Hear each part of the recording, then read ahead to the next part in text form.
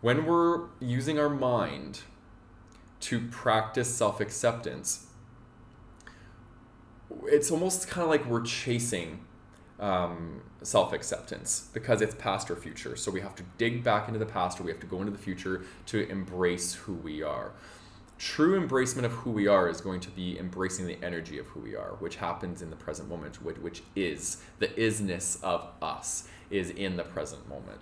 So the mistake people make when trying to cultivate self-acceptance is they think that they have to keep thinking these repetitive thoughts. The thing about that is what it does is it keeps us stuck in having to work for accepting ourselves and having to constantly remind ourselves that we're acceptable, right? That's the difference between thinking self-acceptance and feeling self-acceptance. When we feel self-acceptance, we're tuning into the energy of who we are, and we're feeling the depth of who we are. Okay, so again, true self-acceptance has to occur in the present moment when we take the journey, we surrender our head to our heart, and we take that journey and we become accepting of the essence of who we are. Nothing and nobody can interrupt that. No unpleasant experience, no disrespectful comment, nothing can interrupt that, because we're in a vibration and in an alignment of who we are, because we're in the actual energy, the essence energy of who we are. So I want to share a quick quote from my book about this that I wrote that will kind of shine some light on this. So, self-acceptance. A lack of self-acceptance is no different than the resistance I spoke of previously. You can tell yourself you love yourself and accept yourself all you want, but until you allow yourself to feel your true nature in the present moment, you're not allowing the space for self-love and acceptance to embody. If we accept ourselves in thought, it remains in thought, and we keep having to tell ourselves or think thoughts of self-acceptance.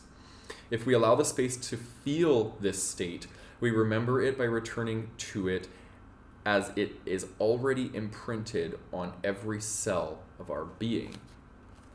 Self-acceptance is less about accepting the things you don't like about yourself and more about accepting the resistance you have to what is by wishing it were different. As long as you keep wishing to be different, you will stay stuck in a cycle of low self-worth by rejecting things you don't want to accept. You don't have to suddenly love those things, as they may be too far of a jump for you. We must first accept that there is resistance to who we are as we are. Otherwise, we spend our time in the mind where things cannot be accepted. Full presence means full acceptance. The more time you spend in presence, the less time you can spend worrying about the things you don't love about yourself. The human mind has the unhelpful habit of thinking that the more it ruminates about something, the closer it will come to a solution on how to fix it. You cannot fix yourself because there is nothing to be fixed, only things to be accepted, and then you can feel the wholeness to which you are. So I just want to repeat this. If we allow the space to feel this state, we remember it by returning to it as it is already imprinted on every cell of our being. This is the act of remembrance, which is going to be a lesson later in this course. The act of remembrance is returning to who you are, the energy of who you are. And our ego has been created to do the opposite of that. The ego keeps us in mind identification and identifying with things outside of ourselves, right? That's called form consciousness. We form these things in our outer world that we identify with as who we are. And then when things don't work out in our form consciousness, we internalize those as things that are unacceptable about ourselves. Space consciousness, on the other hand, is basically when we tune into us, into our inner presence, to the energy of who we are.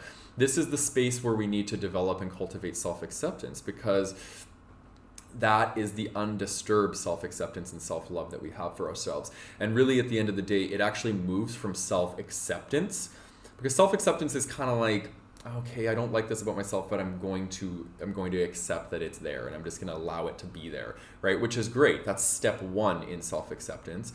But we want to become more closer to self-love and self-ownership and being like proud of who we are, all of who we are, right?